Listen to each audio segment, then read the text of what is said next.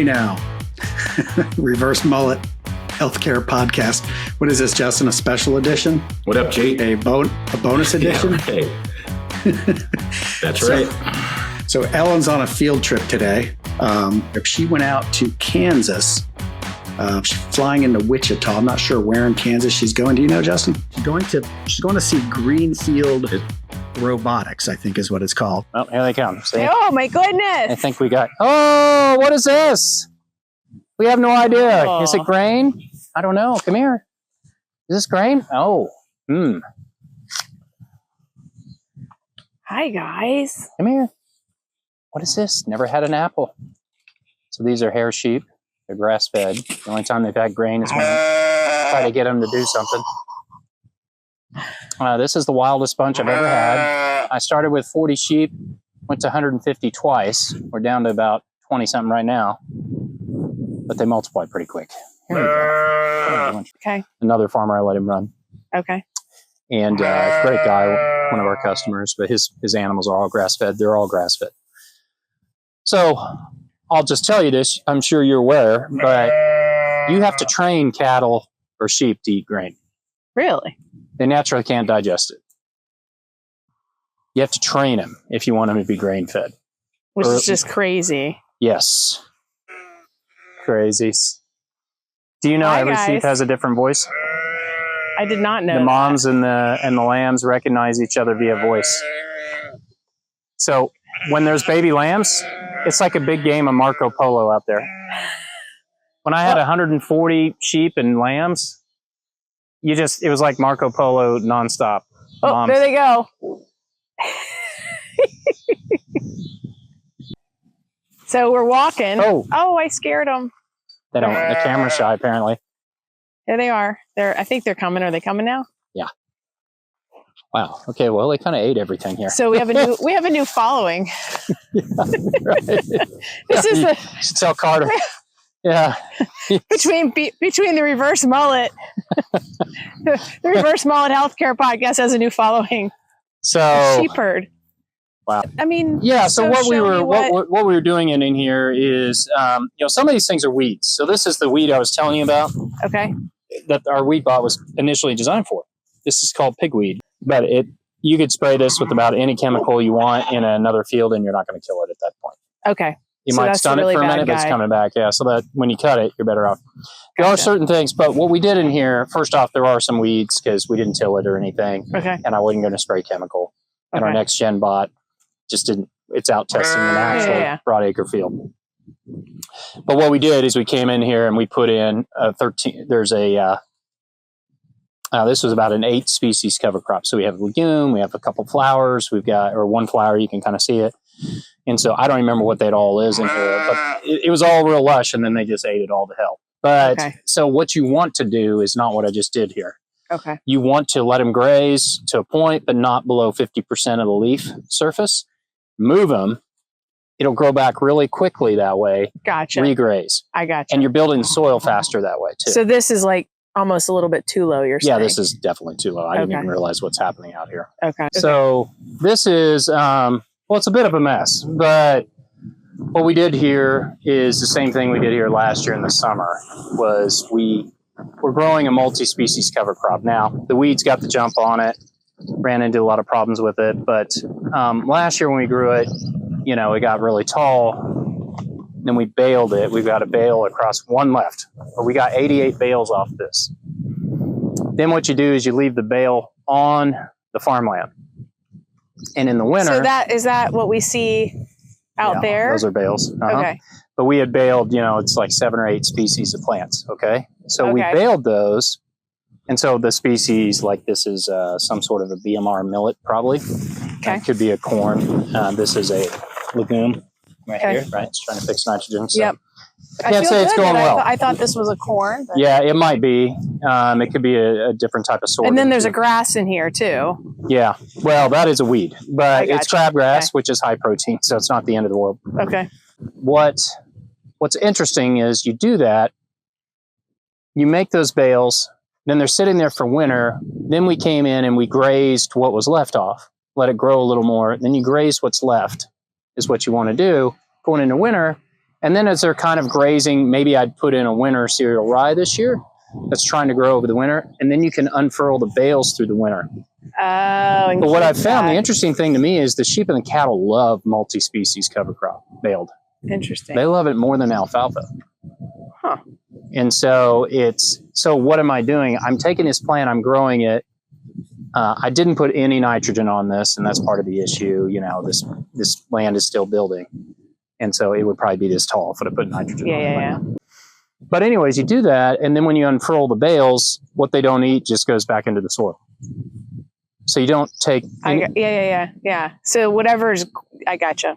You're regenerating it. Correct. Like fully. So then you're not moving the bales over here and putting them on the trucks. It's on the same field they came on. I did take a few across the street, but you know, it's not like I'm trucking them to Texas.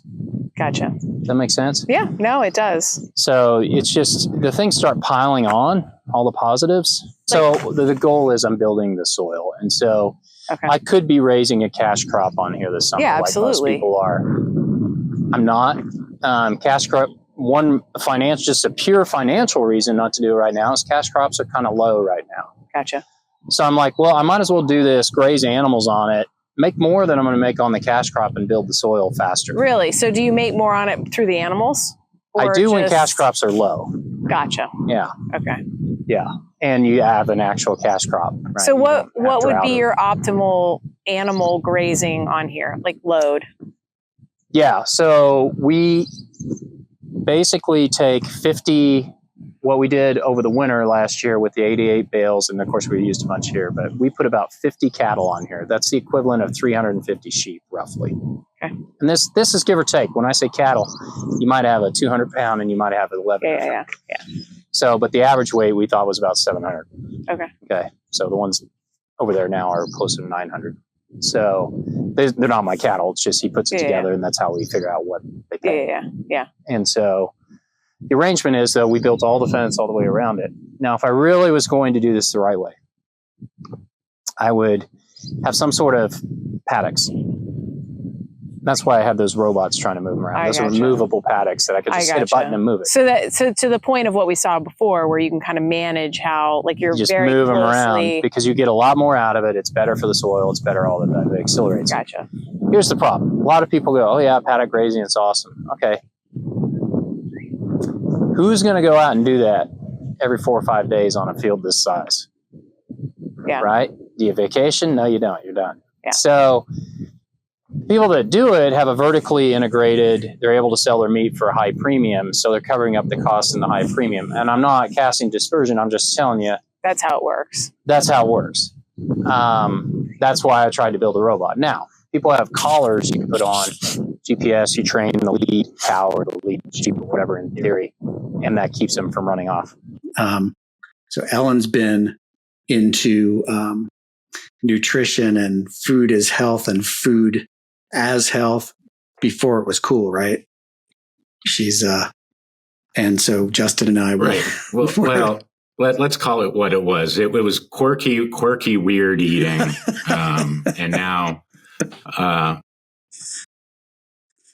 we've at least come to understand that there are others who feel that her quirky, weird eating actually is legit. I guess trendy now. Let's just put it that. Yeah, it's legit. So that's why I say she was food as health before it was cool. All our eye rolling and I just called it obsessive weird eating.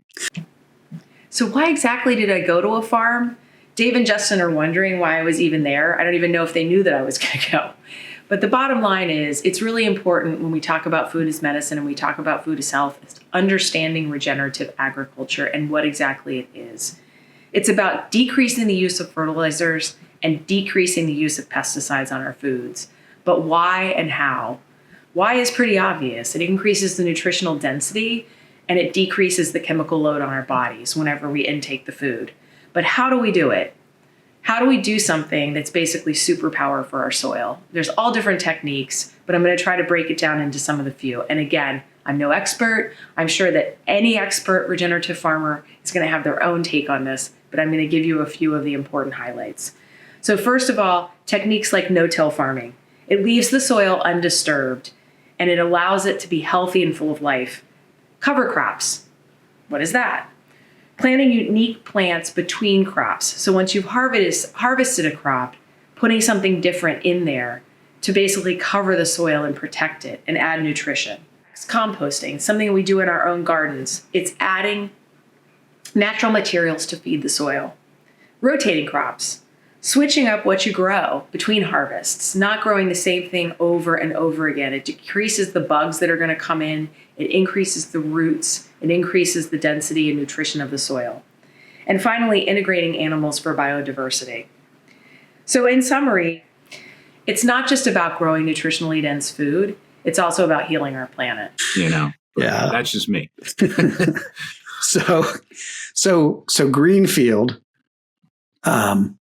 she's meeting a guy named Clint Brauer, I think, and she's going to interview him later. We're going to interview him a little bit later, but Justin and I, we're going to get up to speed on what this is all about. So looking at their website, it says food comes first, not tech, cell phones, manufacturing, or energy. It's agriculture that's going to see the most explosive growth in the American economy for decades to come.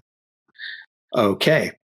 And then it goes on to say Greenfield Robotics, they are AI-powered botany fleet of robots are now swarming fields across the country.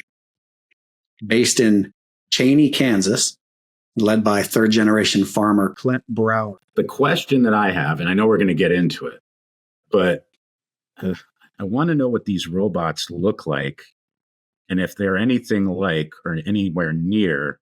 I mean, they've got to look like something that we've seen before, not Tweaky from Buck Rogers or R2-D2, but maybe like Wall-E or some kind of Mars like rover type thing. There's the robot. There is the robot. So tell us about the robot and show us how. I know you don't normally use the RC control to control it like we talked about on the podcast, but but show us kind of the robot and what the different pieces parts do. And like I said in the podcast, so those of you watching, and for scale, it is a small robot. I am 5'2", if you use me as the banana for scale.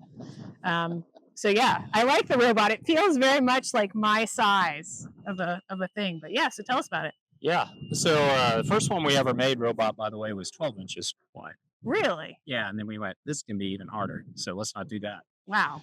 Because there are 15-inch rows. And so, but is that standard, 15-inch? Yeah, there's 15, 7.5s, 10s, 30. So we're 30 plus for this particular bot.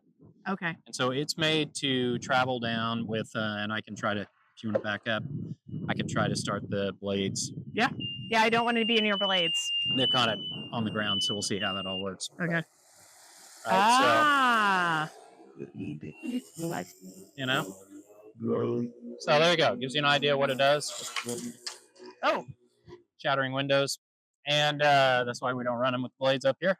No, but okay. But I you don't can see think how it shattered close it any cuts windows, to the though. ground, right? So those are literally... Well, here, I'll show everybody in case you can't see it too well. But, so there you go. I'm lucky I didn't just take out the entire garage door.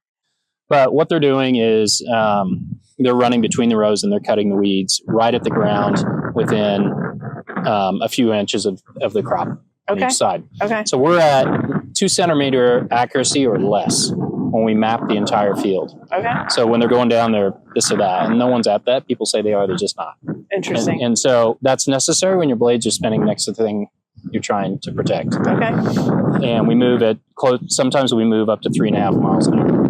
And we can move much faster if we weren't cutting weeds. So when we are going to start spraying crop with nutrient, when we're starting to do all these other things, we will actually be able to move. And how does that faster. compare to the speed of like traditional means? A really large tractor, they can run 15 mile an hour or more. Okay. All right. But there's no regard for what they're trimming, what they're doing. They can't do this at all. Right. Exactly. Yeah, exactly. They literally can't. Yep. All right.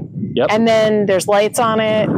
Yeah, we just put the lights on. Honestly, at this point, it's more of a safety feature or when we're running at night. Okay. But we generally... Is there a benefit to running at night versus running the day? Well, any machinery is better off running at night. It's nice and cool. It's easier on machinery. So in that regard, it's better. Our biggest problem, we would run 24/7. Our biggest problem is labor. Strangely enough, as a robotics company. but we do need people to swap batteries and check things at night. And I gotcha. And so we basically said this year we won't run at night a whole lot. Okay. All right. But it runs Starlink. It also falls over to 4G public. So. Oh, okay. And so it's, you know, if Starlink something happens, which we haven't seen much of, but if something did, then it automatically waits a minute or two and it flips over to the local Verizon network or AT&T or any of that. So you showed how low it cuts. So tell me, like, again. It's about a half an inch. So Okay. you're basically scalping is what we're doing. Interesting. Now, currently the blades just run the whole time. But over time, we'll probably develop some machine vision to recognize what's going on. Okay. But they currently basically run the entire time. And then. I think we're going to have a dog situation. Hopefully you don't get run over here in a second. Oh, it's fine. I'm used to them. I run with dogs. Like Okay. I'm constantly like dodging dogs These on two a are trail. not super bright there. You might get wiped No, out. it's okay. See, I know how to do it. My girlfriend has a dog that his favorite thing. They're really good dogs. Yeah, but my girlfriend has a dog whose favorite thing is literally when we're skiing down, he likes to run through my legs. Oh, wow. And we're on a trail. When Like I'm not talking about really? on the mountain, Wow, on the ski okay, hill. Like we're running. We're on a you're fine then. Yeah, I'm totally fine. You're totally All right. So what's the white thing? Yeah, that's Starlink. And Okay. so what we're doing here, the way this whole thing works is we fly a drone. It's a Swiss drone. We capture imagery of the entire field. Okay. Before- So like out there, you would. Yeah, we'd fly that entire field. And we use that imagery, then we apply machine vision to it, Okay. and we can recognize all the rows. And then we take all the logic and we recognize where a farmer maybe interleaved rows or they went around a telephone pole or did all. We Interesting. automatically recognize all that and Okay. adjust the pathing. Okay. Right? And so before we even go to the field, all that kind of machine vision By AI-ish satellite. type stuff. No. By Yeah, drone. By drone. Okay. All Yeah, right. because satellites are not good enough. Okay. At least the ones we're allowed to Okay. access. All right. So, so we do all that, and so before we even arrive at the field, we've got it mapped. They have some idea what they're going to do. Okay. So we can drop off. It doesn't matter. We can drop off 10 robots. We can drop off 2. Okay. It doesn't matter, All right. and they can go. Okay. And then we're not there.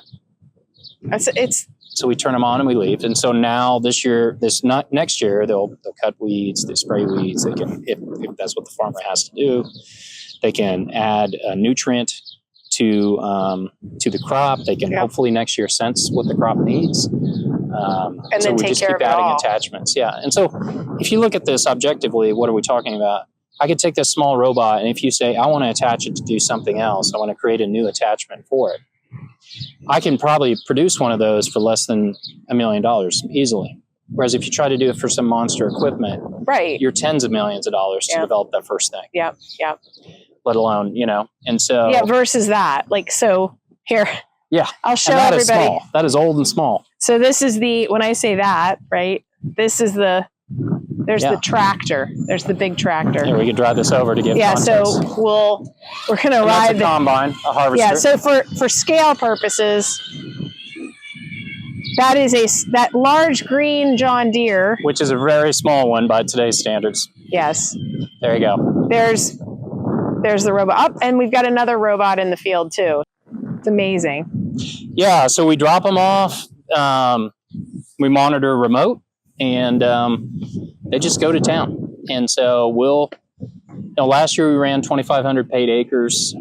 Year before 900. This year in the summer 10,000. We're hoping to do things in the winter, and next year, hopefully way more. They'll send up a drone at a given field on a given farm, and the drone maps out the crops and where these robots need to do their work. Right. Somehow that is used to program the robots to go and do their thing. It says that they, I could find it somewhere. There are thousands of acres of farmland being worked by these bots. Let's see. So then what you're saying is like the drone is the air traffic controller, right? I don't know. I don't think the drone where to go. I don't think the drone stays up the whole time. I think the drone goes up and maps out the crop, and then that program gets sent to the robots. So it's kind of like those Roomba vacuums, it figures out how to do it. Yeah, that's what I think. That makes sense. I could be wrong, but then how's the signal getting sent if Well, I'm sure we'll get into it. My question is like, all right, the Roomba gets stuck, or the pool vacuum gets stuck, right? Who's unsticking the? That's a good question. The reason we created these initial robots was to solve a pretty basic problem. Weeds have become resistant to herbicides, and so then you have to use more of those chemicals. There's no resistance to a blade.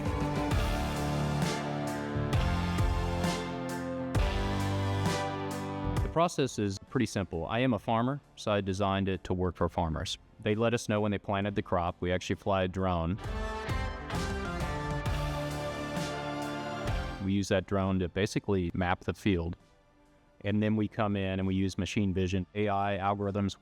We're determining where the rows are. And as the robot's going around, they're talking to each other and deciding where they're going to go. The farmers don't have to even be there. We don't even have to be there. All right, final bots in position. I'm getting ready to spin them up. So we have weed cutting bots running through a field at a high speed, trying not to cut the crop. We let them know when it's done. We give them a report at the end of this, and we try to keep it as simple as possible. There's a lot of advantages to robots. One is that they're small. They're lighter weight. They're much easier to maintain. They're much lower cost. Anything on our robots can be replaced in 15 minutes or less. And that was my edict working on poorly designed equipment growing up and throwing my wrenches across the farm. We build them ourselves right here in Kansas. The second thing is they can run day or night. Someone's going to have to work long days and nights. Is it a farmer out there on their tractor day and night, or is it a robot? So Clint and I are here together. We're on the farm.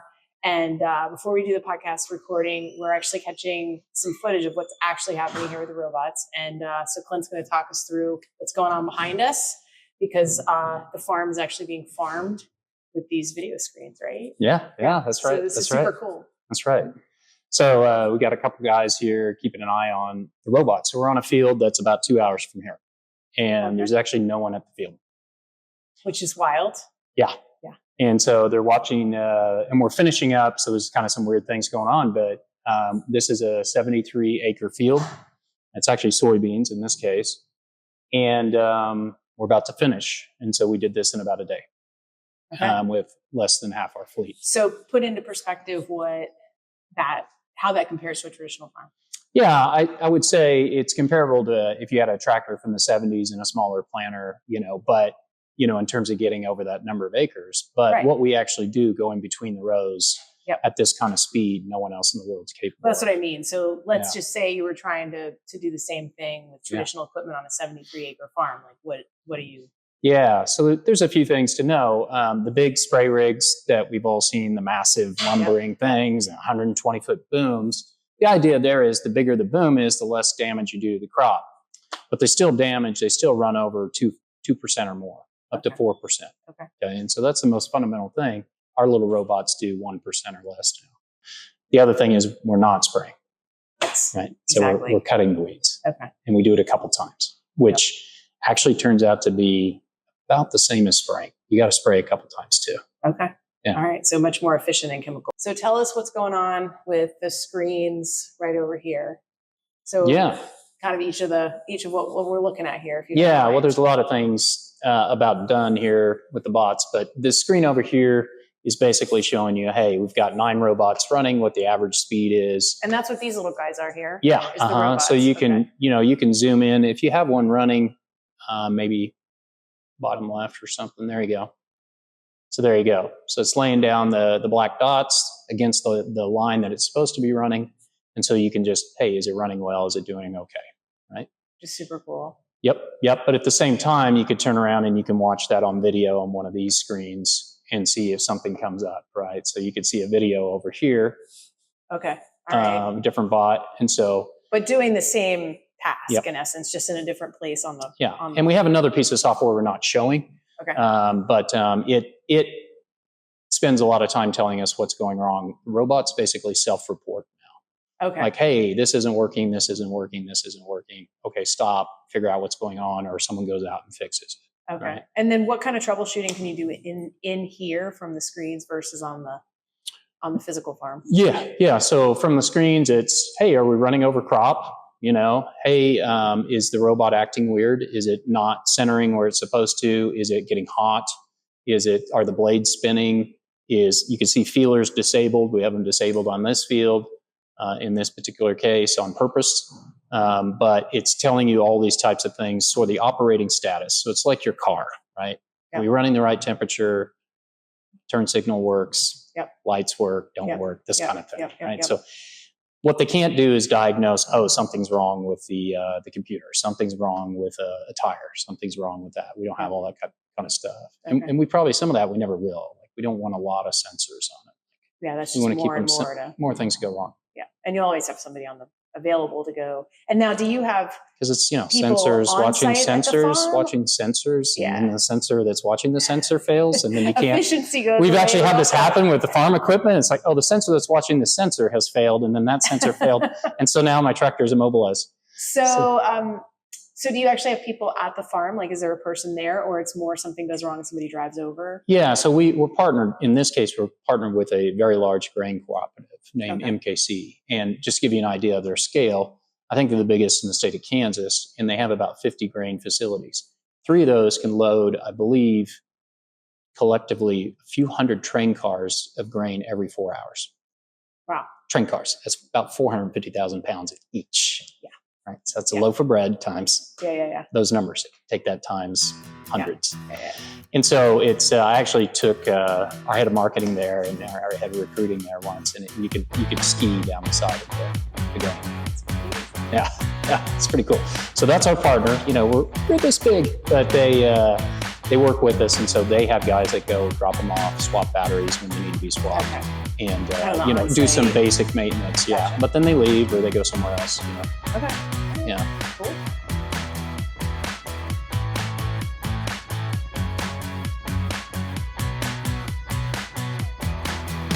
Welcome to the Reverse Mullet Healthcare Podcast with BP2 Health.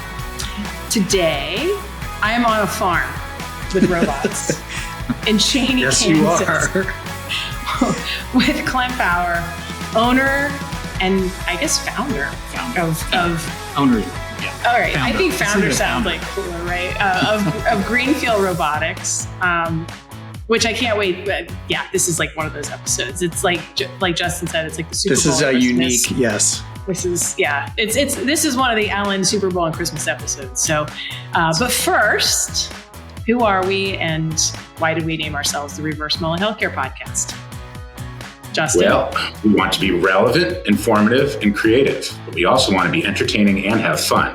So it's party in the front and business in the back, like a mullet, only reversed. I feel like I'm getting tired of saying this at the beginning of every episode. I feel like we should record something. Well, Dave, I think we should record something fancy that gets plugged in, that we don't have to do it every time. I think it's better this way. Then we can kind of make fun of ourselves. Doing it live. Okay. Yes. We are your hosts. I'm Dave Pavlik, Justin Politi, Ellen Brown. We're passionate. Yeah, we're passionate, innovative, and collaborative. We're committed to solving our industry's most important issues along with our clients. And we have a combined, how many years? 90, which makes us sound super. Wow. It makes us, it's just like legit. Like we really do. Really? Wow. Combined. That is amazing. Yes. And which makes We've us been sound doing it really forever. In each episode, we'll dig into a hot healthcare topic and maybe dig into each other. Be gentle on me. But we really want to spend a lot of time digging into Ellen. Especially today. Yes, a lot of digging. So let's start right now. So Ellen, why on earth are you on a farm in Kansas when we work in healthcare? And did you meet the Tin Man and the Kindly Lion, or I saw the fearful lion? Wait! You saw the witch? You are the witch? I saw the Ellen, are you a good witch or a bad witch? My father would tell you that I am a good witch. He loves the Wizard of Oz so much that we went to the Wizard of Oz Museum in Kansas during COVID. We did a road trip with my son. It was kind of post-COVID, like we were allowed to be out again. But we did a road trip and we went to that museum. And on my wedding day, my father had one of those Glinda, you know how Glinda had the wand with the star at the end? You may not know this fact. Sort of. Right? He literally had that wand and like gave it to me to hold with my wedding dress because I had like a tool kind of deal at the bottom. That's how much the Wizard of Oz is like. So this explains a lot, actually. It's really like now the pieces are really starting to come together. Between the roller skating and now this, there's a lot. I was terrified of the flying monkeys. I used to have nightmares about the flying monkeys until I was too old. Hey, Clint, Clint, I have a serious question. Ants, tell me the truth. How sick of you how sick of everyone associating Kansas with the Wizard of Oz are you at this point in your life? Yeah. I'm sorry. I'm sorry. Well, I lived in LA for 13 years, right? Okay. So that was a normal thing. I go you have to get away. Sure. Moving on. Yeah. Let's. Right. We'll talk Rock Chalk Jayhawk in a little bit. That's a little more of my right. All right. So back to your question. Why? Seriously though, I'm genuinely excited from both a personal level and a professional level to be here. You guys know how passionate I am about food and health. I was telling Clint, I realized this morning that it was 6 years ago that I first learned about kind of that brain gut barrier. And I learned about the impact that glyphosate and chemicals really have on us. I knew it, but that was an epiphany for me. I listened to an episode on Rich Roll of Zach Bush. And from that moment, it just really shifted my thinking. And it always really upset me that our industry was somehow so bifurcated. Healthcare was so bifurcated from the reality of the fact that, we're trying to treat all of this stuff that starts in the ground. And yet we have such a broken system, and it's bankrupting us in many ways. And so I never thought I'd see the day that I got to do this. And so I'm super excited. And so normally I would introduce our guest, or Dave or Justin. But in your case, you have a really cool story about your family, why you're here, why this farm is here on a personal level. And I could never give that justice. So yeah, sure. I would love it if you could jump in. By the way, the microbiome stomach. So 25 years ago, that actually is where this really started. So I know. It took me that long. So yeah. And doctors are like, take a pill. And I'm like, man, no. Anyway, so yeah, one, thanks for being here.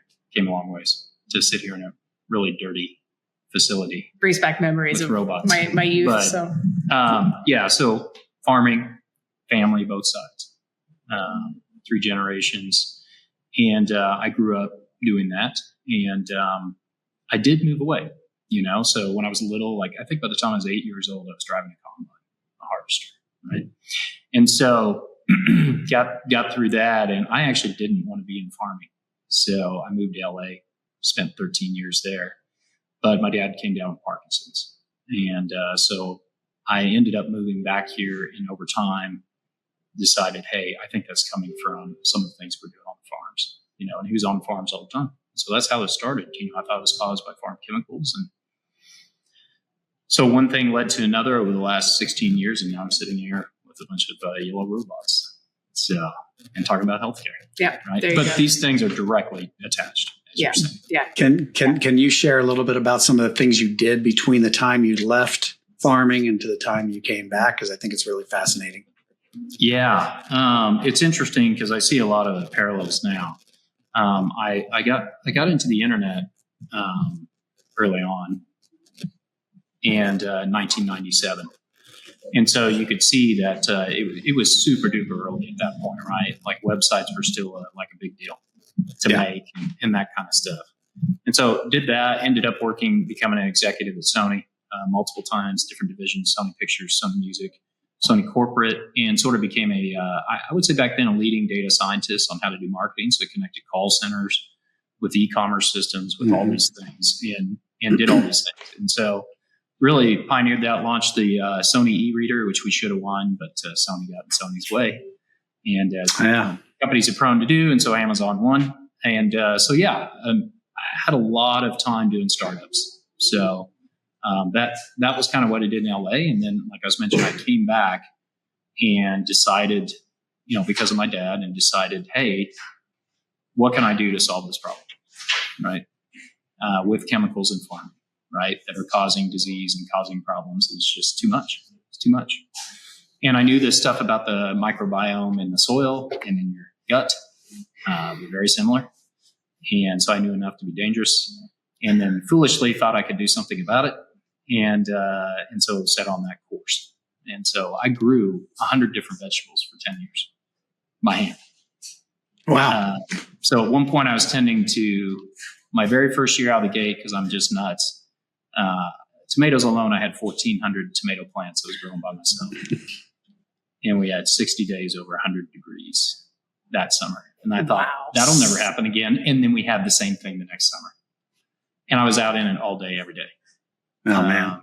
And so anyways, grew all these different things, distributed what we grew into grocery stores, helped create a hydroponic facility, employ learning disabled young folks, and got them deals into grocery stores and did all that. And so anyways, after trying to do it organically, I became a believer in regenerative ag, right? Because of its ability to sequester carbon, right? A lot of organic farming is tilled, and so it releases the carbon into the atmosphere. And so I have concerns about climate change. And so the issue with regenerative ag, though, is chemicals. So if you're not tilling, what are you going to do? So now you have to spray it with chemicals. And so hence Greenfield, I realized it wasn't scalable without chemicals, and the big equipment that's out there can't do the things we do. So that's how I got here. Heck of a thing. That's really cool. So when Justin and I did some prep today, we looked at some of the material, watched some of your videos. I was going to ask you, and I think you just answered it there, but I'm kind of slow, so I need you to dumb it down for me a little bit. Sure. With the I get what makes food clean, but the regenerative part, I'm a little hazy on.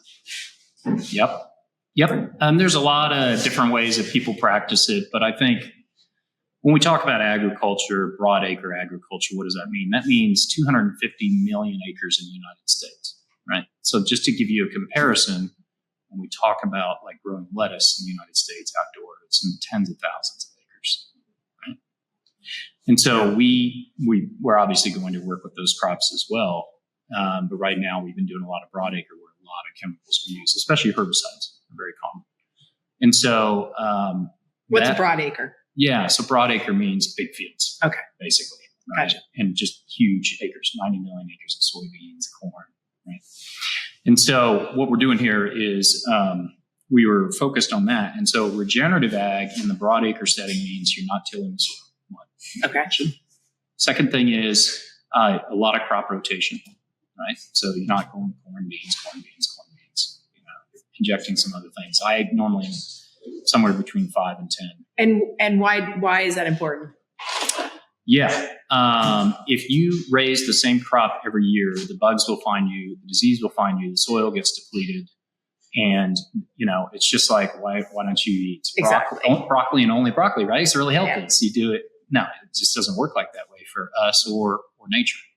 And so you have to rotate what's going on. So if you walk out in a pasture that's just sort of been the way that it's always been, you're going to see 30, 50, whatever species, things naturally growing because it's balancing out. Just like when we eat a wide variety of things, much better off. Yeah. So that's the first thing, no-till. Second thing is grow a lot of different crops. And the third thing is you grow what's called cover crops. So when you're not growing something that you're going to put in a grain bin or legumes or whatever, you grow something called a cover crop.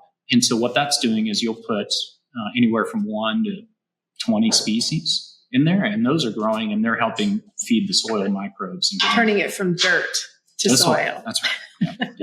Yeah. So, and so this is just a whole process. And at the end of the day, what are you doing? Basically, regenerative ag saying this: we're not going to give synthetic chemicals to the plants to feed them. We're going to let the soil microbes feed them, and we're going to feed the soil microbes. That's what you're doing. That's the big difference. And so all these techniques do that, right? Yeah. So I don't think you guys think I'm so crazy anymore about my desire to eat the way I eat. Oh, let's not. We still think you're crazy. You're not even close. Let's not go that far. This isn't a get out of jail free card. No. Is there controversial things to talk about here? Oh man, Clint, we could spend 3 years just talking about Ellen's random food habits of, it's just random times and random. We need a whole new episode. Like random cravings. And yeah, there's a whole episode on this. Well, yes, it is. Anyone who spends more than like a few days with me will tell you that they've heard me talk about sauerkraut way too much. So sauerkraut, fermentation, and cold. Yeah, I'm a huge sauerkraut fan. Yeah. All right, fine. So I don't get out of jail free. So I tried. No, but you're getting some street cred. I mean, all right, I'm getting a little validation. A little bit. Yeah, but we won't lead on too much onto that because we can't let it go to your head. All right, that's fair. This is true. No. So we jumped into this, but I actually want to step back and I really want to get to know or have you tell our listeners a little bit more about yourself. So can you tell us something that might be a little unexpected about you or for our listeners? Yeah. I think that one thing I didn't expect to do, but I took up boxing in my 20s, kind of late time to do it. Now I didn't fight professionally.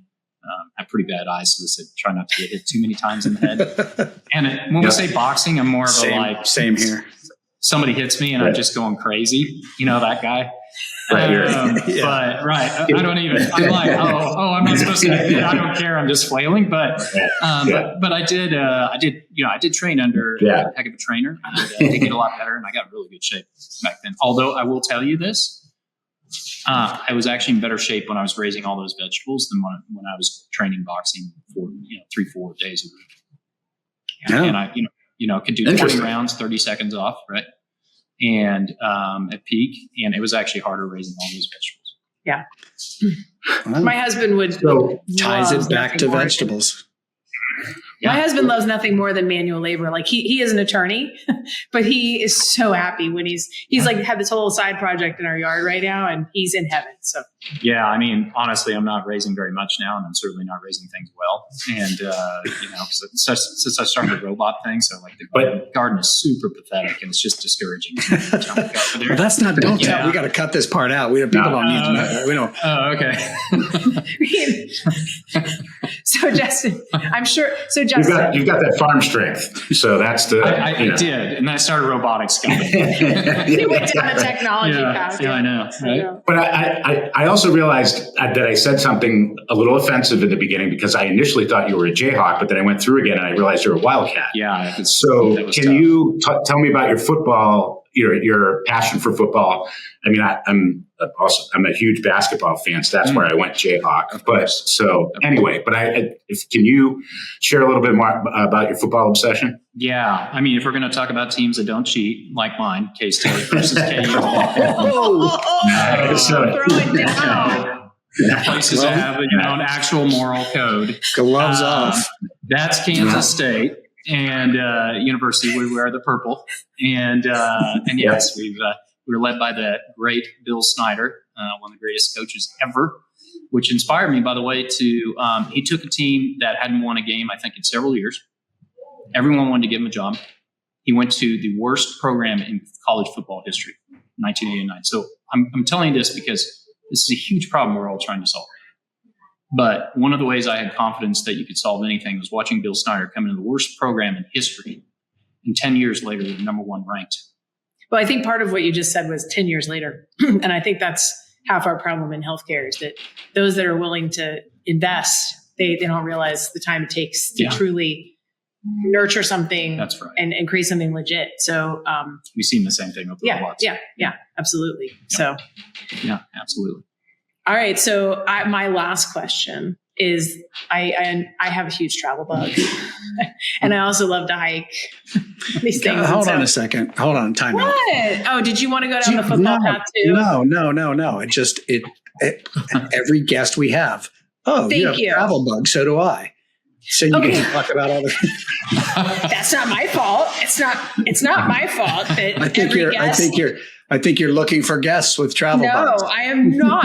This must be a quality. Well, there is an ulterior motive. There must be a quality I'm attracted to. But yes. I will allow it.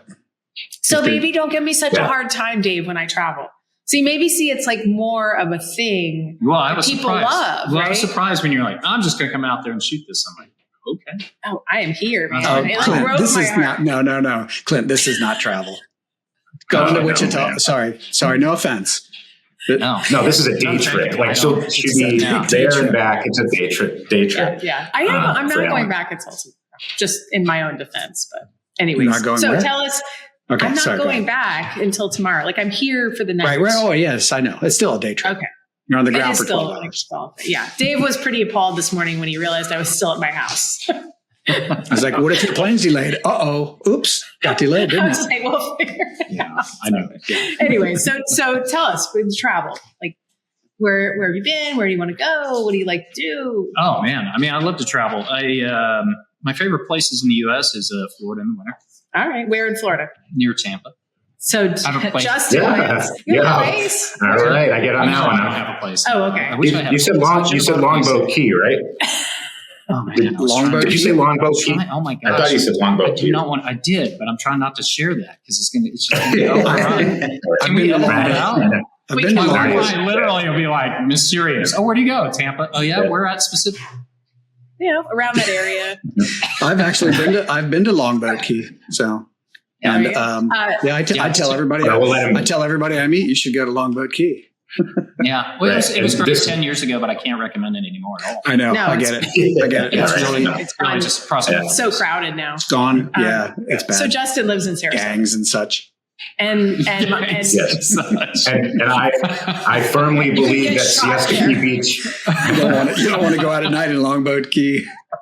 No. or the day, That new pass area is very dangerous. It's yes. Stay away. How about internationally? Any place? I spent a fair amount of time in Europe, just one trip, and it was I'd done pretty well when I was young, and so I went, and I think my favorite place is Interlaken, Switzerland. Really? Yeah. What about it? It's just gorgeous. Yeah. I mean, when you go up whatever that canyon is, and you've got waterfalls, you're like, what is this like? What is it? Someone It's like in scripted this? Technicolor. Right. You're like, how can this be real? Yeah. Plus you're riding a scooter and nobody else is on a car. Yeah. That's just great. And rode up where the cattle and the cowbells, Oh, see, I always have to tell a travel story. You'll love this. Yeah. So we went to see the Tour de France in person, Oh, wow. and I can't take us to Paris to do that. We have to go somewhere remote where you're going to see them climb and you're going to see them descend. And so it was like a whole challenge for me to like find some obscure place where we could rent a little Airbnb and like walk down to see it. Just And people. Yeah. There wasn't even a town. So we rented this little house, and I'll never forget it. We're standing out on the porch, and my husband's like, listen to the church bells. We got there at night. And he's like, do you hear all those church bells? I'm like, I wonder if there's like something that's going to happen. And then all of a sudden I said, no, those It's are cowbells. Sunday. People are going to church. I was like, Hey. no. I was like, those are cowbells. Oh. Those are cows. Cool. And then in the morning, we were eating breakfast. And all of a sudden, my mom jumps up and she goes running out. She's like, there's cows. There's cows. And the neighbor was walking the cows down the street in front of the house. He takes them for walks to graze them. Oh, sure. And they were dairy cows for cheese. And it was like a huge cheese area. Rotational grazing. Yeah. Also part of regeneration. It was, Wow. So there you go. Regenerative cows. We actually built robots that moved sheep around.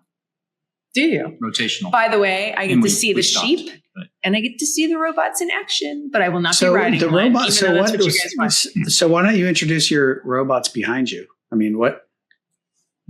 Those are them, right? Yeah. Yeah, these the are they current ones. are they named? It's a terrible. We just call them Weedbot. No, listen, I tried to name Weedbots? the first few years I had a name for every robot we made. I figured that would be, that's where my mind I'm a would bit of a go. marketing guy, and the engineers made me stop.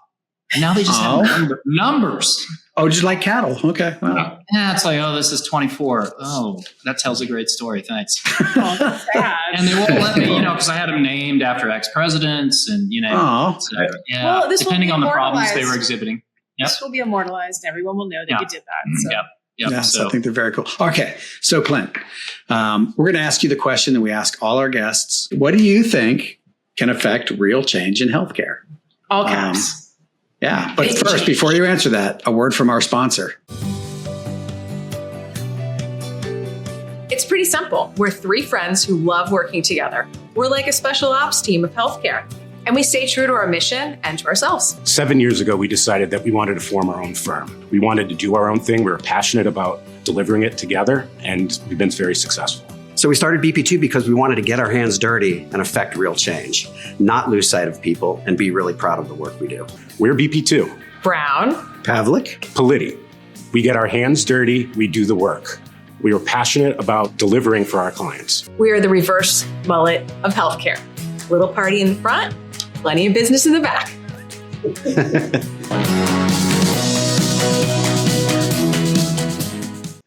Okay, Clint, back to you. What do you think can affect real change in healthcare? Yeah, I think, from a perspective, what I can affect is to, one, get the chemicals out of your food, right? It's creating inflammation. And that there's a few ways we do that. Herbicides, get rid of those. That's what these bots do pretty well right now. They don't get rid of all of them, but the next one gets rid of all of them. It's coming out next year, all of them. And then you got the insecticides, you get the fungicides, and those things start getting taken care of by when you have regenerative practices, which is what our robots are designed to help with, right? And so the healthier the plants, the healthier the microbiome, you get rid of those things. So that's it. We get rid of those chemicals. But we also, since I was growing produce and this kind of stuff, and we have an investment from Chipotle, is we are, we're looking into, can we start working with specialty crops as well? Out in California and Oregon and stuff like that. So to me, that's my role. And so if we get those chemicals down and we help people build the soil, you naturally end up with much more nutrient dense food, and it tastes better. Right. So that was one of the questions that we had when we were watching the videos earlier, Justin and I, when we were prepping, the pests and the pesticides. So I think I get it now. The regenerative piece of it with the soil causes these pests to leave. Is that? I mean, I'm sure it's more complicated than that, but they don't know what crop's going to be there. They disappear. Some different crop comes. Yeah. Like I was thinking, I have to spray neem oil on my lemon tree, right, in order for it to But so in my mind, I'm trying to think of, right, how do the robots address kind of that issue? Yep. So, but it sounds like, to Dave's point, it's the soil that's helping that, or it's the process. Okay. Yeah. So the better your soil gets, the higher the Brix level becomes of your plant, and the higher the Brix level, the sugar levels. What they're saying now is if you get above 11 and 13 on your Brix level, insects can't eat it. Oh. Makes them sick. Funny, isn't it? How the same thing would apply to humans, isn't it? But yet we don't talk about that. It's crazy. It literally remember you guys, your mind was blown when we did that episode with Carter, and he was explaining that some produce is not nutritionally dense and is basically nutritionally void. Yeah. And you guys were like, what? So that set off a panic for me, that one. But that one, I was like, oh God, what am I doing? Eating these apples in the middle of the Well, Dave and Justin sent them down rabbit holes.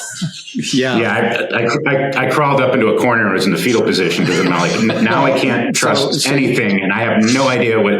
So I think I might have been better off, but that's just me. No. I'm going back to saltines. I don't know what else to do. Yeah, I know. It's depressing. Yeah. So listen, no, basically, I'm not saying that, if you farm regenerative and you do all these things just right, like all problems go away and you'll never need to apply neem oil and you'll never need to do these things. Of course not. But you can make a lot of progress and reduce it. And I've seen it here on my farm, and there's certainly guys that are practitioners of that, guys like John Kemp that are teaching people how to do that. So let's. Well, hold on. That's okay. You just said on my farm. So you use these robots on your own farm as well as use them for other farmers. Is that right? Okay. Oh yeah. Nothing that we do isn't tested on my farm first, ever. And I'm at the farm. Yep. Helen's at the farm. And I'm not. Secret R&D facility. I know. Sorry. Okay. That's great. Yeah, no, it's, we test everything here. And that is, honestly, we've never had a market problem in terms of farmers wanting to work with us, is because I'm a farmer. And so everything I do is pursued from them. Yeah, that's great. Understand. I say, hey, this is the way this works. This is the way it can work in your operation. And then I never make a crazy ask either, because farming's about risk management currently. Yeah. So man, I'm going to ask a question about chemicals. I think a lot of folks And I appreciate you going way back on this, but it's really important that this is a concept that is not real prevalent in healthcare. And I'm sure there are going to be plenty of people that listen to this episode that know some of this, but I'm really hopeful that we can bring education to a lot of people that don't. So let's talk for a minute about chemicals. I mentioned glyphosate. I mentioned that piece. I don't think a lot of people understand what glyphosate is, other than a word that they probably couldn't spell or say. But what it is, the names that people will recognize with it, and what it does to not just to us, but also to the dirt, the earth, that kind of thing. If you don't know, now this isn't, this is my warning. If you don't want to end up like Justin in the fetal position, scared of what you're eating, then you should fast forward this part. Go on. Fast forward through this section. But hang on. Tune into another channel for a little while. GLYPHOSATE. Yeah, there you go. Okay, so Clint. Yeah, and I think, let me start this off with saying there are a host of chemicals out there. Yes. Right. And glyphosate is the one we all talk about probably the most because it's the most prevalent. And there are certainly ones that if you ingested would straight up kill you on the spot that are sprayed on fields. Which is just terrifying. Yikes. So glyphosate's probably not one of those. Okay. It would, obviously we understand what happened long term. And it wasn't, what happened with glyphosate was someone developed it. They actually won, I believe, a Nobel Prize for it. Yep. And it's also registered as an antibiotic. Yeah, which is just crazy. Oh, wow. And so what it does is it's a systemic herbicide. You spray it on something and it goes into the plant, goes down to the roots and kills it. It would kill pretty much all weeds when it came out, right? And so it was a very effective tool. And that's what allowed no-till farming to come into being. And so the interesting thing about it is when we talk about carbon and we have these concerns, and I know that's not what we're talking about here today, but no-till farming, regenerative ag can solve the carbon problem, in my opinion. And so if we didn't have no-till farming, if we hadn't had glyphosate, we wouldn't have got here, right? But then there's all these negatives because now we're just spraying it all the time, everywhere. And glyphosate is one of maybe 5 to 10 different chemicals you will spray in a concoction, right? It's just the most prevalent. And frankly, it barely works anymore, right? And so friends of mine were like, we need to ban it. I'm like, well, the ones behind it are even worse. And so what we're doing, and so the goal with Greenfield is, of course, to eliminate the need for these things, right? Using nature to be able to prevent these type of things. But glyphosate, it's gotten to the point, the prevalence that their organic farms have found it. Someone was telling me the other day that they had something 18 foot in the air and capturing rainwater, and there was glyphosate in the rainwater. Right? And it also doesn't come out of the soil. Like it will be in our earth and soil basically for eternity. We don't, I don't want to say eternity. I don't think so. Okay. I don't think so. I think nature recovers. Yes. You know, it's just a matter of if nature just outlasts us. Yeah. We can recover. Yeah, from it. I think it'll be okay on that front. I really do. Nature finds a way to deal with it, and we'll get there. You know, so I don't think we've crossed some threshold we can't go back from. Yeah. But it's an awful lot. Well, it's interesting because I mentioned Zach, and he has this really matter of fact, sort of laissez-faire attitude where he's like, we're getting really close to the tipping point where we might not be able to go back in terms of what the decimation we are doing to our earth. Yeah. But what's great about it is it's like, hey, we're there, and now's our chance. And I have to say, I was pretty destitute about it. And then once I got into this group with Carter and this farm tank group, I'm like, hey man, there's some really good stuff happening. It's not all destitution. No, that's a great group, and I think and that's how we met. But the regenerative ag movement is amazing, and it gives me a lot of reason for optimism. So, and what again, we build robots to make that scale without chemicals. Right. Yeah. And so a lot of other problems get solved by regenerative ag. Makes a massive change, and you can watch nature heal itself very quickly. I'm not saying you can get rid of glyphosate all the way right away, but and then that, I think what's really important for those people on the healthcare side that are listening and the business side is then we actually start to heal people. Yeah. Because if as a society we're not at large ingesting, live food, right? Because it's not live, but the whole foods that we eat are on the edges of the grocery store. They're not the processed things. So, and those are the things that our microbiome, our gut, our bodies need the most, because there's so much kind of dead, ultra processed food out there, that when that supply gets restored, right, then that really changes the game in terms of people's health. To your point, you brought up inflammation. I mean, when we talk about cardiometabolic disease, when we talk about cancer, so many of all the cognitive decline that, diseases that we talked about, I mean, almost every single one of them points back to inflammation and this chronic inflammation, obesity, insulin resistance, all of it. And I know I'm jumbling a lot of things together, but it all points back to inflammation, chronic inflammation. And yet again, all we're doing is mainly, and a lot of this is because of people, but we're just prescribing pills. And so to talk about the food source that could really heal people just from the ground up, literally, you know, is pretty cool. So, and I think it's very important to call this out, right? The companies that make these chemicals, the people that go to work there mean well, and they're wanting to make sure we raise enough food, and it's coming from a good place, right? And so it's just too much. And so it's time to have that change. And I think everyone agrees with that. And I think most people that are doing that agree, in that world too. So I think the timing's good. 20 years ago, no one would agree with that statement. When I started on this journey 15 years ago, here in Cheney, Kansas, basically people were thought I was nuts. I'm sure. And then about 5 years into it, I'd go to the grocery store and little old ladies would come up to me and be like, "I'm really glad you're doing what you're doing." And I'm like, okay, I don't know why you're whispering, but you know why. And then, right. And so, and now it's just, people are like, every farmer we talked to, literally out of 80 we talked to earlier this year, 72 said, yeah, we'd like to get rid of this. How can we work with you? Because they're starting to realize there's Parkinson's, and I'm not saying glyphosate causes Parkinson's. There are other ones that don't help.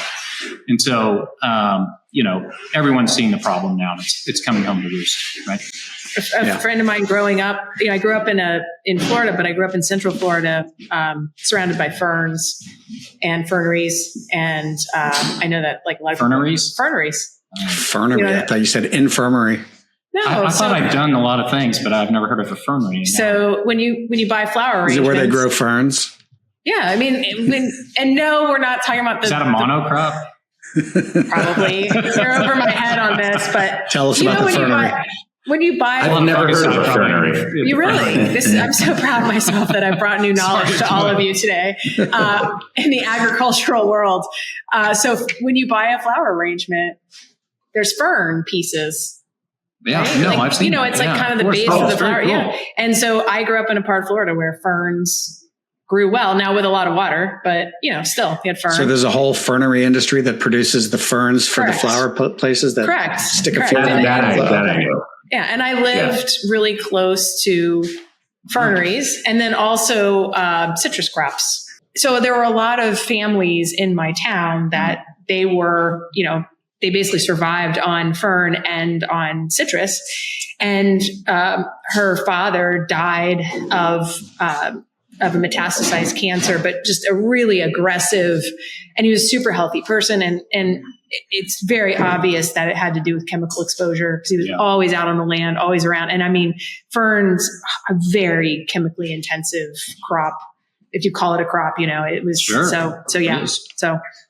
Well, it's crazy how throughout the whole country, everywhere, that you're dealing with cancer clusters as a result of these chemicals. Yep. Right. And for how long afterwards too? I mean, the farm goes away and then you put a house there and you're still dealing with these chemicals years and years later. So, I guess I'm going to move us, because I'm going to go back to my concern. So I'm not, again, in a fetal position, obsessing about things, but tell me something positive around how we improve nutrient density, right? At scale.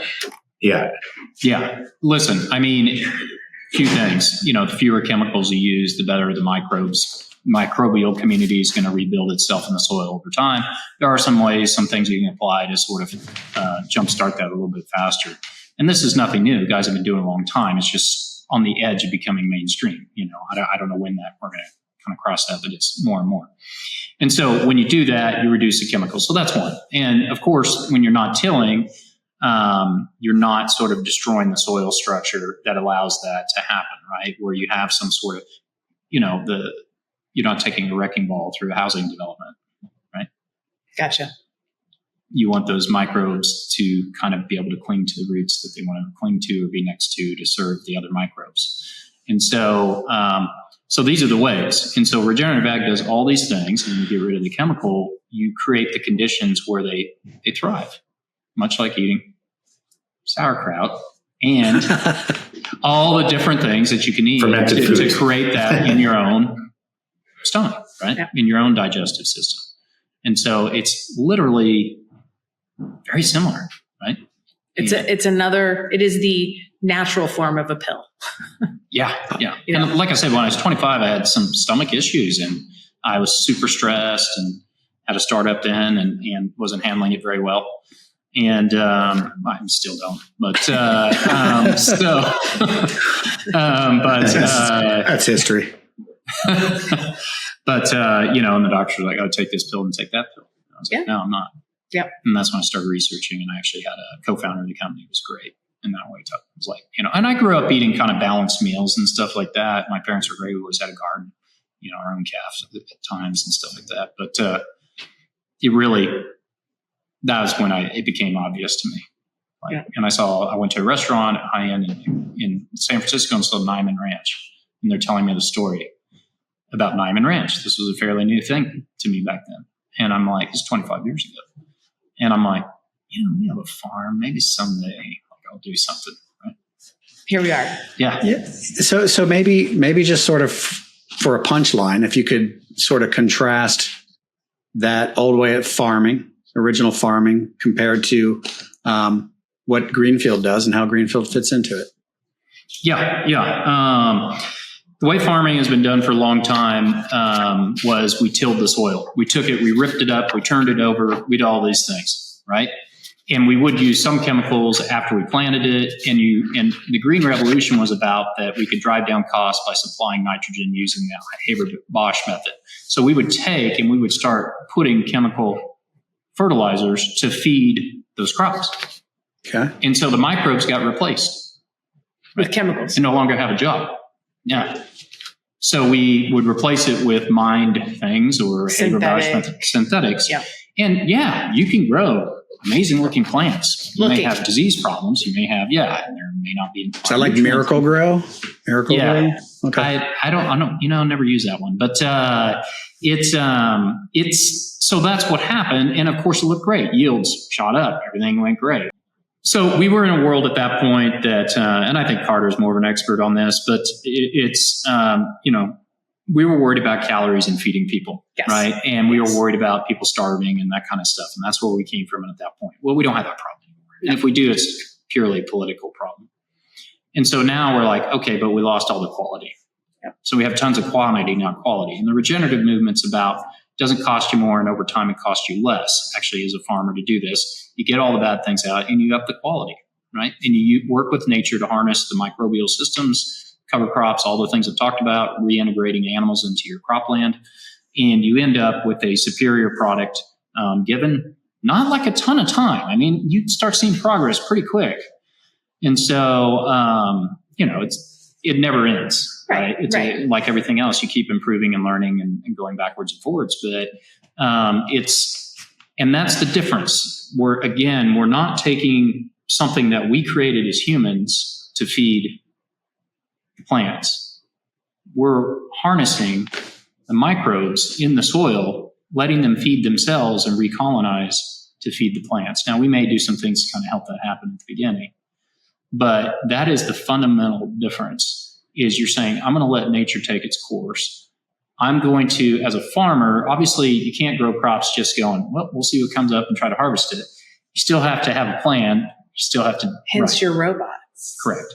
Mm-hmm. So you still have concept of weeds. You still have all these things. And so these robots make that work really more efficiently. And so that's a good. Yeah. And we're the only one to do without no-till in the world. There literally is no one like us. Yeah, so there's a good segue. So, and Dave and Justin have so much. See, I was on a plane, and the two of them, like, they had a whole thing. So with that as a segue, let's go on ahead and let's cue the robots. Let's see them in action. Yeah. So earlier today, Justin and I watched some of the videos and recorded our reactions. So we'll have Clint walk us through what's going on here. Cool. There you go. Yeah. So these are robots. Basically, in this case, it's not food, it's cotton. And so we're running at night and we're cutting weeds between the cotton. This field we actually saved. They were going to have real issues even harvesting it. And you could see the white cotton bolls there at the end. And so this was an interesting field because we actually used the cotton bolls, created some algorithms, literally our CTO overnight, to figure out where the plants were and make sure we didn't hit them. And we ran it the next day at night. So is there like an air traffic controller that's looking at everything? Yes. Like looking at everything to make sure I saw it. We saw the drone. We saw video of a drone. So is the drone up there while they're working, or is it a pre? No, that'd be really cool. But no, we do use drones to sort of map the field, right? Or do some of that. And then we use machine vision from there and a lot of stuff. But the way those robots are being, they're basically just being monitored. And no one's there anymore. That video is from last year. This year, nobody's there. So we literally have, this year we have interns, 16 to 18 years old that are keeping an eye on them. They're babysitting. Yeah. They like the Roomba vacuum, you turn it on and they know where to go and they go out and within 2 centimeters. Do Roombas know where to go? Because that's not been my experience with Roombas. They know what they're doing. No, they bump into things and then spin. People are like, there's so much you don't understand around algorithms. And now I'm like, you know what? I make robots and I have a pretty good understanding of this. I think they're supposed to learn. Yeah. They don't learn so well. Yeah, you're right. They're not real good. No, it's pretty interesting. I mean, they're able to basically keep an eye on themselves. And of course, I told these young interns, like, we're going to try to make you the Maytag repairman by the end of this year, where we don't even need you. And of course, they don't know what the hell the Maytag repairman is. Cool. So I'm old and I just walk away and feed it most of the time. But it's so that's But yeah, I mean, it's coming along pretty quickly. So tell us what the robot, what does that do on the field? So when we started it, we basically had this theory. You had this chemical resistance, right? To, I was mentioning glyphosate, right? Used to be killed everything. Now it doesn't. And you're using more and more chemicals. And what happens is they fail. And so there's a weed called a pigweed. It gets over a foot tall. There's nothing you can kill it with that won't kill the crop as well. And so even with GMOs. And so we said, all right, well, let's solve that problem first. Which is crazy. Like, let's solve a problem that nobody's been able to solve. Right. And I called my buddy who's PhD in crop genetics. What happens if I just cut this weed? But just cut it. What happens? No one knew. He's brilliant. And so for 2 years, I'm out here, and people, at this point, people have watched me growing vegetables and being out in these 100-degree heats. And then they're like, this guy's nuts. So, and then, so I'm out there cutting weeds in the middle of my field, and mowing them over and letting them grow on purpose. And I realized, you cut them and they do come back, but only once or twice. Really? Yeah. And so, and now they don't like haircuts. And now we've run thousands of acres. Yeah. Well, the deal is if you cut over 50% of the leaves off, the whole thing sort of goes, whoa, and you stun it. Right. Okay. It's like mowing your lawn too low. Yeah. You'll come back. It takes scalp it. Yeah. Yep. So we did that. Now we run thousands of acres. And so that's the first thing we did. Is mow. Cut. And that's cut. Okay. Yeah. We're not mowing. Sorry. See, there's a difference. Yeah. So now we're in between these things and we have spinning blades and we can run with a really high precision like no one else will. Gotcha. Because if you're off, we cut the crop we're trying to protect. Exactly. The other thing we can do is we have tanks, water tanks on them. So we can run along and say, hey, I want to add sea kelp. I love sea kelp on my vegetables. You'll spray it. Just does a lot of wonderful things. And so you can run along and just spray the crop and not anything else. So you're reducing your water by at least half of a big spray rig. And these are electric, right? Yeah. So big spray rig, because it has to use so much water, you have to use so much nutrient or chemical or anything. So just on that basis alone, just because we're smaller and we only touch the thing we want to touch, we actually win. And remember the small it's stature. Very simple. Those of you listening, remember it's a small stature machine. Small. So it certainly 24 can inches go between. wide. Yeah. So that's the next thing. Now we have something in development where we can sense, we hope, we'll find out. We've been told this works. We can sense the plant as we go by what it needs. The nutrients it needs, which is No. We haven't proven it, but we're testing it. Yeah, no, that's right. Dave's like mind blown. Yeah, so we'll see. We're still training the model, but apparently it's been running on cannabis for 2 years. We didn't do this, and I can't say who's doing it. And so yeah, so Justin, if there's that so works, much going on in Justin's mind right now. Right. Yeah, so then we could say, okay, one robot says, "What do we need?" And then the next robot goes, "Here it is." It's remarkable. Like it's literally, it's like, I think of that movie WALL-E, which was so disturbing, and yet here we are. It's a good movie overall. But it was just, there was a lot about it that was you could be disturbed by. But what's so great is that like you've created the WALL-E that's fixing it, right, as opposed to the society that's like seeing its own demise. I was going to say, I mean, is it going to be too late and end up? Yeah. Anyways, yeah. So this is outstanding. Yeah. Okay. And by the way, we have a new machine coming next year. It's been testing 4 years. That will, right now, we don't eliminate all the herbicides for you. We don't. Okay. But that's coming. That's coming. Yeah, you bet. Stay tuned. I'm not going to quit. I mean, until we get that done. Yeah. So, well, I mean, you have a big awesome. vision. It's a great mission. And I love that. So, which is why I had to come to the farm. It's when you have a passion for this, that it's like you could do it, So, okay. So we've talked about the possibilities, potential, right? Yeah. Obviously there are challenges, or else we wouldn't be sitting in a farm with these behind us, right? Like it would just be over. They would be everywhere. We'd be good. We'd all be healthy. So what are the challenges that you face? I mean, of course you got the technical challenges to pull this stuff off and that, but we've got just a crazy good team. And so we've managed to pull it off. I think it's taken longer than it should have. And the primary, honestly, we can do pretty much all of this. The challenge has been fundraising, which I had no idea. And I've been through this before. That was in your background. Yeah. So I've just been shocked how hard it's been to raise money for this thing. And so that frankly is the only thing that slows us down. Which is just crazy. And why do you think it's a challenge? Yeah, I know why.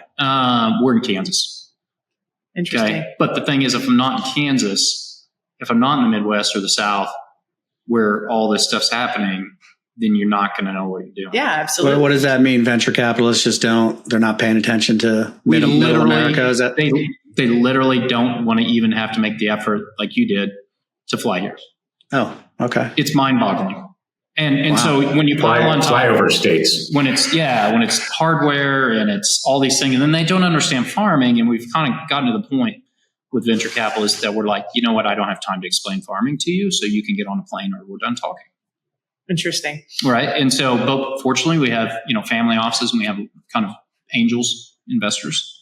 And of course, Chipotle came in and we have some other major companies, backing us, more strategic capital. Okay. And so that has been a blessing and it's been fantastic. And so, but that coastal bias, what I would call lazy venture capitalists. Yep. Has really slowed it down. So I'll ask you this. So this is kind of interesting. I always say it's a love-hate relationship in healthcare with equity, and with investors. And, there's a lot of finger pointing and negativity that gets thrown around. And I feel like you have to look at it from both angles. There's a lot we wouldn't have done in healthcare if we didn't have venture capital and private equity. But I always go back to, I think so many things fail in healthcare because we look at it with multiple expectations that are not realistic for something that's more infrastructure. Is that something you face, or is it literally just more the coastal bias? Like, do you know what I'm saying? In healthcare, it's that 10-year thing. Like it takes time. Yeah. Okay. So there is, I think, look, if I'm someone and I'm a venture capitalist right now, what kinds of things do I find, right? I can do some sort of crazy deep science type stuff, right. SpaceX or something like that. Okay. That's great. That's its own thing. We're not quite that, although some things we do are pretty interesting. We saw some Starlink. I saw some Starlink walking through there. So. Yep. And so, I think but other than that, you're looking at software. Well, you make software and you put it online and you distribute it a million bazillion times. And all of us are SaaS innovators that are here. The early guys that founded this, we were all around that back 20 years ago when it was actually innovative. Yeah. And so, but the problem is you can make it, then you can just sell X amount and you can make your exit. And if you're a venture capitalist, you're looking to do that in 5 to 10 years, and which is your, you know, and with us, you go, well, 5 years in, of course, like I said, it would take us 3.5, probably properly financed, but we, you know, a 10-year run on this, it's going to be a 10-year run at least to get to some sort of major exit they'd like to see. And I understand all that, but I will say this. Who else is able to do what we can do? There's no one. Anybody can do SaaS. Like, there's a ton of ag tech SaaS companies got funded. If I tomorrow woke up and decided I wanted to compete with any one of them, in 3 months I'd be online and they'd be in big trouble. Yeah. Just like Apple Computer. Yeah. They enter something, you're in trouble. Yeah. Yep. Right? Yeah. And so we could do that. Not saying we're going to, but we could. And so it's just, it's the nature of the beast, short-term finance, which is exactly what you're saying. Same thing you're facing from a healthcare perspective. Yeah. And unfortunately, what it does in healthcare, which always breaks my heart, and it's why this kind of this new little, you know, underground movement that you and I met through of moving from a sick care system to a healthcare system, a delivery system, building that. Yeah. I think it's this, let's find the people that aren't fixated on the quick exit. Yeah. But they're fixated on knowing that they're doing the right thing. And they know that it does make financial sense because we've all been in the business long enough. Like, we understand the economics of this. We're not doing something dumb. We're not just doing a thesis here. We know it will yield all the savings.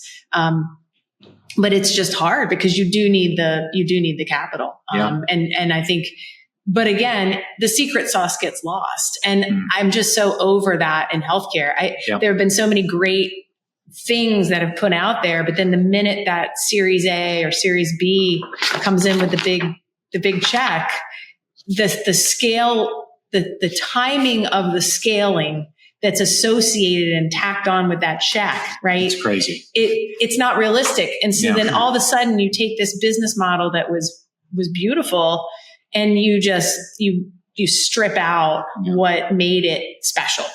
And and you're kind of relying on the greater fool theory at that point, right? Oh, here's a saying. Let's just talk it into somebody paying too much. Exactly. It's happening a lot actually with provider practices. You know, I'm amazed at, and it's changing a lot, right? I mean, we know that the market is very different now. The funding scene. I mean, Carter's put some good stuff out there. Like, it's significant. I mean, I think it was a 5-year low in terms of, you know, new funding and things like that. So, I mean, it certainly, and I think things like this are still really interesting, you know, but it's a transition. Well, and that's what people are always like, oh, you have robots, it must be easy to raise money. I'm like, I have robots and I'm on a farm and it's not easy. Right? But I get what they're coming from too, you know. But listen, there is an interesting thing here to me, and I am seeing this in the discussions we're in and in my own life and things people have shared in that group we're in that Carter leads. Is this 1997 sat in a room with Capitol Records and they said, we control the music. We'll do what we need to do when we want to do it. 1999, our first day at Sony Music, Napster was there. Napster. And the music industry has never been the same. No, that's correct. It took a disruptor. What it takes is people saying, screw it, I'm going to solve this myself. And that's what you had. People come up peer-to-peer this, peer-to-peer that. It's the same thing right now. Yeah. Right? I'm doing the self-testing. I'm doing this. I just went and said, Doc, I want to monitor my blood sugar. Oh, well, you seem fine. No. Right. I did the same thing. I did a 90-day. I did a 90-day CGM myself. And so I think there's going to be more and more of that going on. And it is obviously the group we're in. It seems like some of you guys, what you're doing, I'm like, oh hell, I'm like behind. You know, I'm like, oh. Yeah. Well, then I get on the farm take side, and I'm like, I mean, hey, we've got a big fancy podcast, so top that. Right. You get on. Well, Dave, you even admitted the one group that we're referencing, one of the two. I had to silence that. It's so cerebral. Yeah, he had to silence it. But I have to say, like, in all seriousness, it is the most I've pushed myself intellectually and strategically in probably 25, maybe even my entire career. Yeah. And I absolutely love I know you guys are making fun of me when I say this, but the stimulation, the intellectual stimulation that group provides, the kind of the provocation that's involved there, where and it's not, there's no there's no transactional expectation in the conversation. Right. There's very little ego involved in the conversation, and it is everyone's in it for the same reason, and also there's no rules. It's like, just throw this idea out there. Well, but okay, what if this? And you're like, wait, grocery as a healthcare provider with a farm? And most people say no, but this goes back to your point. It's going to be something like that. Yeah. I mean, it's going to. We aren't going to get away from sick care unless we just create an alternative. Right. And by the way, the music industry still exists, but it's a completely different thing. Sony just bought a huge catalog. So they're basically a catalog company, but they're not deciding who makes it and who doesn't anymore. Exactly. So we always ask our guests what their buy a world of Coke moment would be. We're not going to break into song. Why not? Don't worry. But we've done it too many times. And I think, no. Not anymore. We'll just go with it. So, what would be your buy the world of Coke moment? Yeah, I think it's to. I think no one likes subsidies right now, right? And I get that, but farming is heavily subsidized. Heavily. Like, there are very little farms that would make it without the subsidies in the United States. When we're talking about broadacre, like I mentioned early on. So I do broadacre ag. I've also grown vegetables locally. I've created my own CSA. I've distributed into 25 grocery stores, 35 restaurants. I've actually done hand delivery to people's doorsteps, farmers markets. I did all this before I started Greenfield, right? There's no subsidy for that. There's no subsidy for that locally grown produce, the locally grown grain that then is turned into a local flour that's mined just in time, not mined. Turned into flour, and then is turned into bread with no preservatives, right? And so we don't have any subsidies for that. And I can't think of a better way right now to do that. Now, I have a solution over here that can drive down the cost of producing things the right way. Not going to be able to scale it overnight, all the different things, right? But in the interim, we need better quality food and people that can raise it on a local basis, right? We need accessibility of it and for it not to be cost prohibitive the way that it is today. Yeah. I'm the crazy one spending all the money to get the organic, which I don't even want organic. I want to get it from the local regenerative farm. Right. Which is where Erin and Fresh RX comes in Oklahoma, right? Like, she's creating a model to do that. And, but to your point, like, it's still cost prohibitive for the farmer, for the scale. Short-term cost. Exactly. Yeah. Exactly. Yeah. So costs that people are paying attention to. Yep. And so, look, the robots are going to help that a lot. And, we can help people raise more effectively, not just broadacre. We can get in specialty and we can do it. And I'm, already thinking through it. And I've mentioned it to Erin. I think I can maybe get a mold bot this winter to some farm to test with. But I think that, I would do that first, because I think that's the fastest way to say, hey, so I have a farmer named Shelby. She worked here. She worked for Jayco Farms, and she worked with me for several years. And she learned probably more from them than me, but she's also learned what not to do at times. But she's gone on to create her own 2 greenhouses, growing outdoors, got her own sheep, and I go buy her produce all the time, right? And so, but it's not easy for her. Mm-hmm. I know what she's doing. I know the numbers. It's very hard. Yeah. It's very hard. Yeah. And so we need to change that. Yeah. Like, I'm not saying she needs to be wealthy, great, growing these things, but she doesn't need to be disincentivized. No. And it makes it so easy for me. Like, oh, great. Because I'm hardly growing a garden that's worth a hoot anymore. So I'll just go buy your stuff. And I'm okay with my robots. And I'm okay with overpaying for that, but most people are not. Yeah. Right. And when I say overpaying, she has no choice but to charge way more than you're going to get in the grocery store. Right. And again, it's not that people that are educated, they're willing to pay the price, but for so many people that is truly cost prohibitive. Yeah.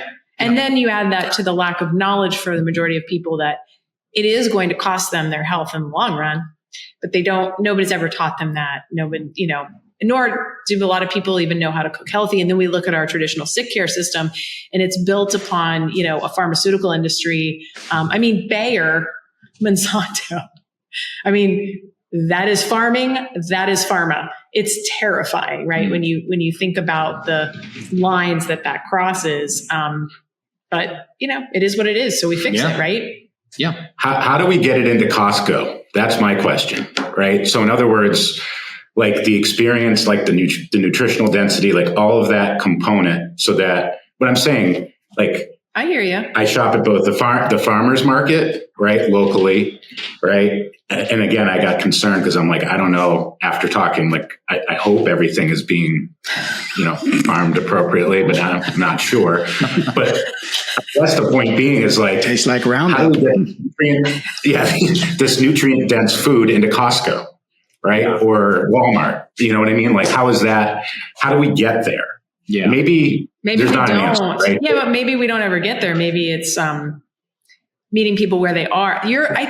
So may I take a liberty of saying, Justin, is it meeting people where they are is an alternative to just using big box distribution? I mean, I understand that you're asking a direct question about big box distribution, but I think part of this too is like, well, how people shop. Like, people are being hit with such high prices right now, inflation, other components. They're going to Costco, right, in droves. Yep. So if that's the environment that we're in, how do we get nutrient dense food into that area and let Costco help drive down the cost? I mean, I don't know. I mean, I don't have the answer, but that's where people are going because of cost. Yeah, I've thought about this a lot. And at a Costco, you probably could make it work. I think one of the challenges of the physical retail store is this. Take in product, don't sell enough, it goes to waste, drives up costs, right? Don't have it marketed properly, don't have it set up properly, and when I distributed in grocery stores, what I saw was crazy amount of waste. Nutso. And sort of the management of it was subpar. Terrible, actually. And so I went, holy cow, this is not even a valid distribution method for what we do, right? And so the thing I think about daily is this. How many packages a week do you get from Amazon? How many days in the week are there? I know my Amazon driver's name by heart. You know what I mean? Like, that's So just take the instance of bread. If you knew you could get preservative-free bread that was milled, the edge of town, baked, you could get it. You knew it was going to go bad in a week, but it was absolutely preservative-free, and it had all the fats and oils, so it tasted amazing, and it was great for you. And you knew that was coming every Monday, and Amazon incented it to kind of come with the other things you're ordering, right? So I think there's this model, this distribution. It's already happening. We're just putting them in boxes right now, but it's already happening. And so I think that might be a way that this happens, but it takes a change in mindset of where kind of things are loaded up and how they're distributed. You're going to Costco. So I get my millet bread. Yeah, I get my millet bread from Amazon versus Costco or local dairy, whatever, or Uber or whoever. No one's done this yet, but I think that is where it's at, right? If we want to have fresh, locally served, you can't drive 20 different places. We're not Europe. Yeah. It's just not going to happen for us that way, I don't think, right? Yeah. And so, or a combo of the two, meaning like there's a centralized place where this is brought, that people can go to. Not going to say it's a Costco, but it's a place. It's affordable, right, to people. They understand the value of getting it. To your point, there's stuff that can be delivered to your doorstep. But then there's also a place where this is aggregated. And there's actually a guy doing that. Yeah. And he's actually, an investor in this. I'm trying to remember the name of the company, Wagon something. He's in about 20 cities. So he's starting to do it. Yeah. But it has to become a thing. But the key is the convenience. Because that's what you're saying about Costco. Yeah. Make it easy. Yeah. No. But it's no easier than it's on your doorstep. And the loyalty. Yeah. So if you could leave a legacy in healthcare, what would it be? Yeah, I mean, it's obvious. The focus I've had getting chemicals out of farming. That's my place. That's been the mission for going on 16 years now. And robots being, the final version of that. So that's really, I think, my role in this is to make production, get the chemicals out, and then make it lower cost to raise things the right way, which is regenerative farming. So that for me is an easy one. Well, I'd just like to mark this day in history that I got to ask that question on our healthcare industry podcast. Okay. It's the first time you've done it. And I wasn't just seen as like a complete quack. There'll be a lot of people that still think this is a little bit out there, but yeah. So super much appreciate your time. Yeah, likewise. And yeah, this has been great. And so I can't believe you came all the way out here. Yeah. Very enlightening. We can't either, but she's a traveler. I know. I'm super grateful that I got to go on a farm field trip. So we can't wait to share this podcast with the healthcare industry at large. It's been outstanding. Great meeting you. Thanks for your time. Yeah. Thanks for what you guys are doing too. I'm Dave Brown. And I'm Dave Pavlik. And I'm Justin Politti. We are partners at BP2 Health, your best chance for real change. As you can tell, we can talk all day about healthcare. Drop us a line through our site, bp2health.com. And that's a wrap.